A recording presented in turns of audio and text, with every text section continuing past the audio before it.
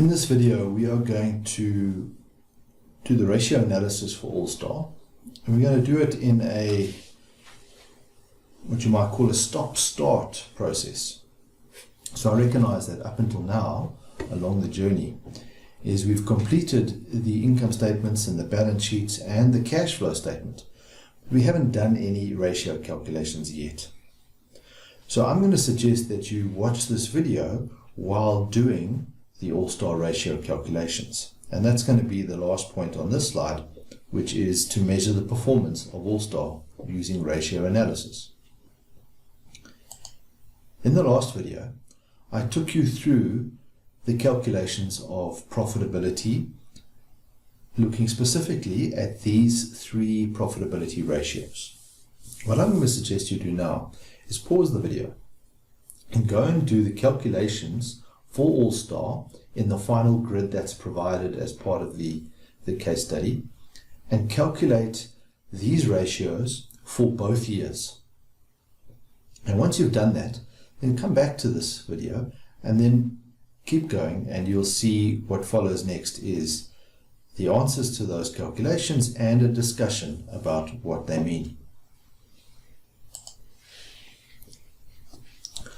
I hope these numbers look familiar. So let's start off with the gross profit from the 2017 year, which was 20%, and that is the same as what was given to us in the case study. In 2018, this gross profit has increased by 8.3% to 28.3%. And the reason for this higher profit margin is what this is telling us. The reason for this is we have introduced new products into the business, specifically the mattresses that are being produced by the new manufacturing plant. And because of the introduction of these new products at a higher profit margin, the overall profitability of the business has increased from 20 to 28.3%. This increase in profitability can also be seen at the operating profit level. Now, the only difference between the gross profit and the operating profit, if I go back one slide, is that there is an expense line in there. So the introduction of that expense line will make the operating profit lower, but if there's higher profit margins at the GP level, these often translate to the operating profit level. And that's the case here. And in addition to this, you can see that the difference between 2017 and 2018 has increased from the previous level. So we've got higher profit margins, and therefore we must have reduced expense percentages. And those percentages are measured as a percentage of sales. So I've done those calculations. You might have also done them if you were prompted to do so in the grid. And just notice here the overall expenses as a percentage of sales. That's just the sum of each line item here. The overall percentage has reduced by 1.5 percentage points. And that's measured as a percentage of sales. And you can see here that the profit margin, the difference between 8.3 and 9.8, has increased by 1.5 percentage points. So that makes sense. Specifically, what's happened is the selling costs have been reduced. That's the major contributor towards those efficiencies. The last of the profit margins is the earnings after tax, and here you see the 3.1% became 7.7%. That's great because that's an increase, but this increase is only 4.6%. which suggests we have lost out on some of the gains. And the reason for this is now when we get down to the bottom of the income statement, we have now taken particularly the interest costs into account. So that's the major reason why this profitability growth has declined, because in 2017 there were no interest charges. All right, so there's a quick overview of the profitability. In the case of All-Star, the profit margins have increased at every single level through the income statement, and that is a very good result. The next area of ratios that we're going to look at are the activity ratios. And here we looked at the amount of sales that are generated by using these different categories of assets in the balance sheet. So perhaps stop the video now, go back to the ratio sheet if you haven't completed all the ratios, and do these calculations, and then we'll come back and analyze the results.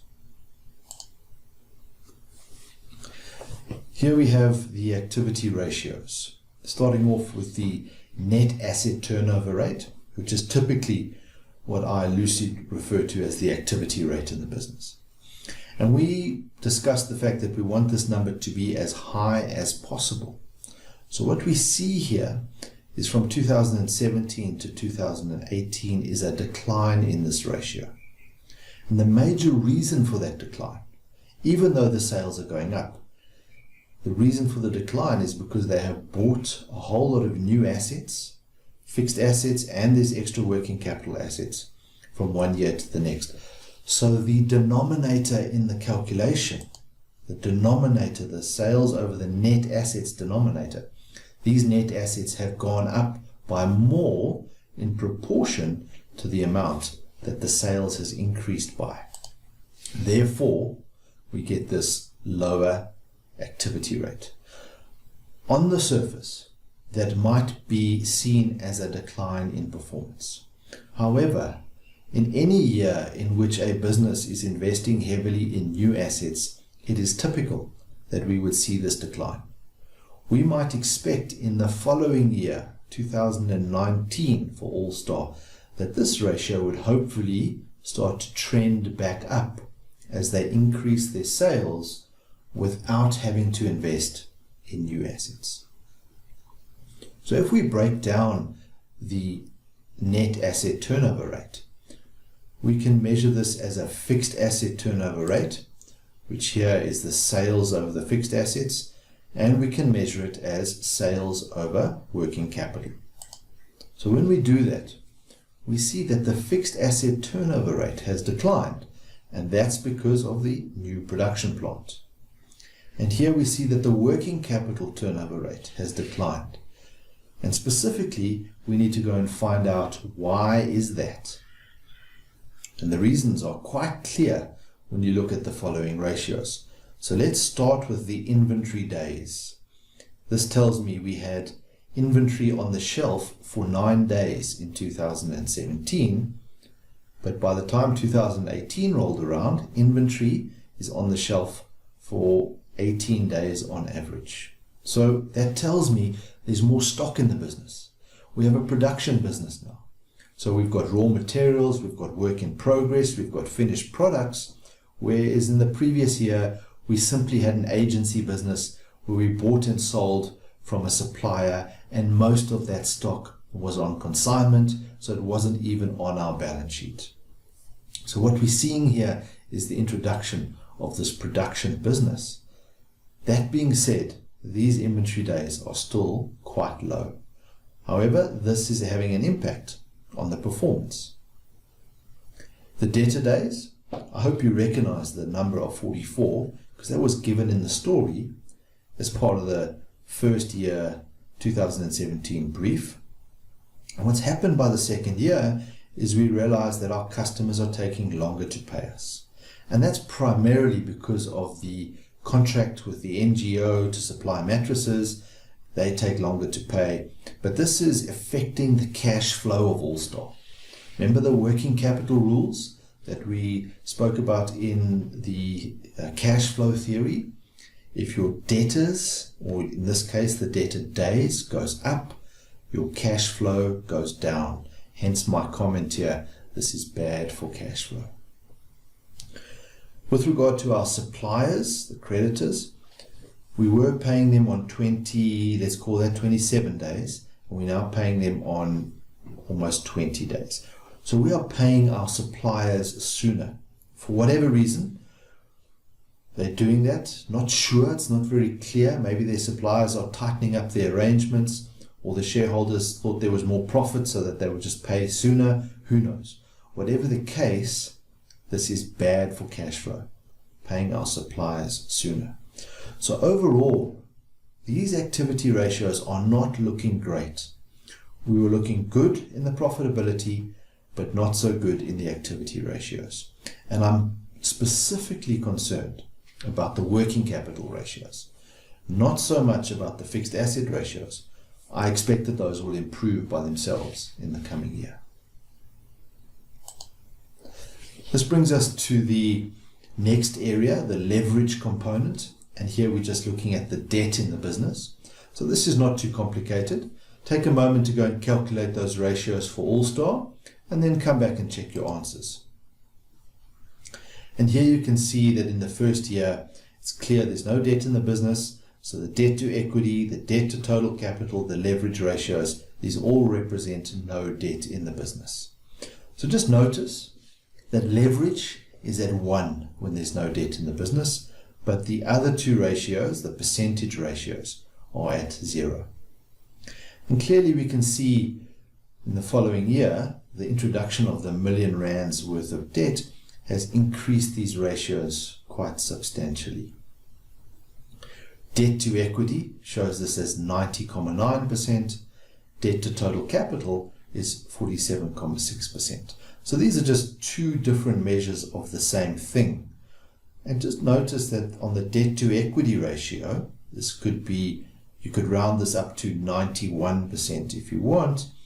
Look how similar it is to the leverage represented as 1.91.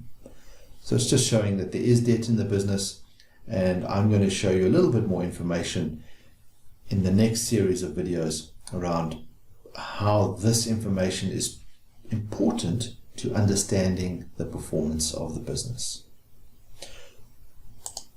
So in this video, we've looked at All-Star in terms of profitability, activity, and leverage.